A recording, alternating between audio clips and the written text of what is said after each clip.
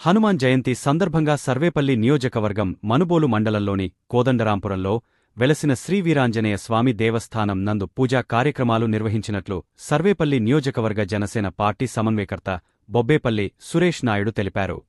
అనంతరం మీడియాతో మాట్లాడుతూ ఆంధ్రప్రదేశ్ ఉప ముఖ్యమంత్రి మరియు జనసేన పార్టీ అధినేత పవన్ కళ్యాణ్ ఆరోగ్యంగా ఉండాలని, రాష్ట్రం అభివృద్ధి చెందాలని ఆయన కోరుకున్నారు. 2024 ఎన్నికల్లో పవన్ కళ్యాణ్ గారు చేపట్టిన దీక్షకు ప్రజలు అండగా నిలిచి కూటమి ప్రభుత్వాన్ని గెలిపించారని ఆయన పేర్కొన్నారు. పవన్ కళ్యాణ్ నాయకత్వంలో రాష్ట్రం అభివృద్ధి పథంలో పయనిస్తుందని ధీమా వ్యక్తం చేశారు. పవన్ కళ్యాణ్ పర్యవేక్షణలోని పంచాయతీరాజ్ శాఖ దేశంలోనే మొదటి స్థానంలో నిలవడం గర్వకారణమని, ఆయన నిజాయితీకి ఇది నిదర్శనమని కొనియాడారు. కూటమి ప్రభుత్వం రాబోయే 15 ఏళ్లపాటు అధికారంలో ఉండి అమరావతిని అద్భుతమైన రాజధానిగా తీర్చిదిద్దుతుందని, రైతులకు మరియు యువతకు మెరుగైన భవిష్యత్తును అందిస్తుందని ఆయన ఆశాభావం వ్యక్తం చేశారు.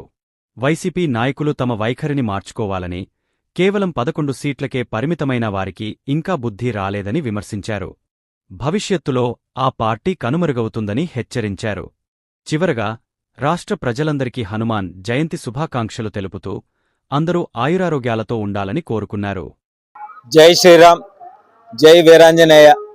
ఈరోజు ఏదైతే హనుమత్ జయంతి సందర్భంగా సర్వేపల్లి నియోజకవర్గంలోని మనుబోలు మండలం కోదండరామస్వామి దేవస్థానం నందు పూజా కార్యక్రమాలు నిర్వహించి మా అధినేత డిప్యూటీ సీఎం పవన్ కళ్యాణ్ గారు ఆయుర ఆరోగ్యాలతో ఉండాలని, రాష్ట్రంలో రాష్ట్ర ప్రజలందరూ కూడా సుభిక్షంగా ఉండాలని, ఏదైతే రాష్ట్ర ప్రజలందరూ కూడా 2024 ఎన్నికలలో కూటమి ప్రభుత్వాన్ని అదేవిధంగా జనసేన పార్టీని ఆదరించి మా అధినేత పవన్ కళ్యాణ్ గారు చేపట్టినటువంటి దీక్షలో 100% విజయాన్ని సాధించే విధంగా ప్రజలందరూ కూడా ఆశీర్వదించడం, అదేవిధంగా ఆ వీరాంజనేయ స్వామి ఆశీర్వాదంతో ఈరోజు ఈ 2 సంవత్సరాల కాలంలో రాష్ట్రం అభివృద్ధి వైపు నడుస్తూ అనేక సంక్షేమాలు, అభివృద్ధి రెండింటిని కూడా ఒకే గడిపైన తీసుకువెళ్లడంలో ప్రధాన పాత్ర పోషిస్తున్న మా అధినేత డిప్యూటీ సీఎం పవన్ కళ్యాణ్ గారు ఆరోగ్యంగా ఉండాలని చెప్పి, ఆయన ఆయుర ఆరోగ్యాలతో ఉంటే మేమందరం కూడా ఆయన అడుగుజాడల్లో నడిచేదానికి మాకు ఒక మార్గం లాగా జనసేన పార్టీ దొరకడం, అందులో మేమందరం కూడా జెండా పట్టుకుని గ్రామ స్థాయిలో పార్టీ బలోపేతానికి కృషి చేయడం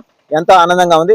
అదేవిధంగా ఏదైతే ఆయన తీసుకున్నటువంటి పంచాయతీరాజ్ శాఖ, ఆ శాఖ దేశంలోనే మొదటి స్థానంలోకి రావడం నిజంగా ఎంతో గర్వించదగిన విషయం.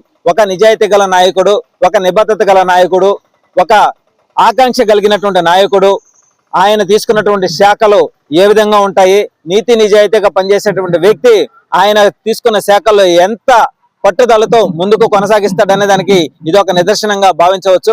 రాబోయే రోజుల్లో కూడా కూటమి ప్రభుత్వం రాష్ట్రాన్ని దిశ మార్చే విధంగా, అందమైన రాజధాని నిర్మాణం చేసే విధంగా, రైతులందరూ సుభిక్షంగా ఉండే విధంగా, యువత అందరూ కూడా వాళ్ళ యొక్క భవిష్యత్తుని దృష్టిలో పెట్టుకుని రాబోయే రోజుల్లో వాళ్ళందరూ కూడా ఉద్యోగ అవకాశాలు కల్పించే విధంగా అనేక కంపెనీలను తీసుకురావడంలో ముందంజ ఉండడంలో నిజంగా ఎంతో ఆనందించాల్సిన విషయం. ఇదే ఉత్సాహంతో ఇదే విధంగా రాబోయే రోజుల్లో కూడా జనసేన పార్టీ ఇంకా ముందుకు వెళ్తుంది. అదేవిధంగా కూటమి ప్రభుత్వం ఇంకొక 15 సంవత్సరాల పాటు కూడా రాష్ట్ర ప్రజలందరూ కూడా ఆశీర్వదించి ముందుకు నడిపిస్తే ఈ ఆంధ్ర రాష్ట్రం దేశంలోనే ఒక ఉన్నత స్థానంలో అభివృద్ధి జరుగుతుంది. అదేవిధంగా అమరావతి ఆంధ్ర రాష్ట్ర రాజధాని ఎంతో అద్భుతంగా తీర్చిదిద్దబడుతుంది. కాబట్టి రాష్ట్ర ప్రజలందరూ కూడా మరొక్కసారి ఒక్క క్షణం ఆలోచించి చూడాలని చెప్పి మనస్ఫూర్తిగా తెలియజేస్తూ, ఏదైతే ఇప్పటికే కూడా అవాక్కులు చవాక్కులు పేలుతున్నటువంటి వైసీపీ నాయకులారా, ఒక క్షణం ఆలోచించి మీరు మాట్లాడే మాటలు, మీరు చేసే వేషాలు రాష్ట్ర ప్రజలందరూ కూడా గమనించారు. కాబట్టి 11 సీట్లకి కూర్చోబెట్టిన ఇంకా మీకు బుద్ధి సిగ్గు రాలేదు. రాబోయే రోజుల్లో మీరు తుడిచిపెట్టుకుపోతారు. ఈ విషయం గుర్తుపెట్టుకొని ఇకనైనా మారండి. ఈరోజు గ్రామ స్థాయిలో జనసేన పార్టీ కావచ్చు, కూటమి ప్రభుత్వం కావచ్చు, ఏ విధంగా అభివృద్ధి చేస్తుంది, ఏ విధంగా అభివృద్ధి జరుగుతుంది అనేటువంటి విషయాన్ని ఒక్కసారి గుర్తుపెట్టుకోవాలని చెప్పి మనస్ఫూర్తిగా తెలియజేస్తూ, రాష్ట్ర ప్రజలందరికీ కూడా హనుమత్ జయంతి శుభాకాంక్షలు తెలియజేస్తూ, ఆ వీరాంజనేయ స్వామి ఆశీస్సులు ప్రతి ఒక్కరికి ఉండాలని, ప్రతి ఒక్కరు కూడా ఆయుర ఆరోగ్యాలతో ఉండాలని చెప్పి మనస్ఫూర్తిగా కోరుకుంటున్నాం.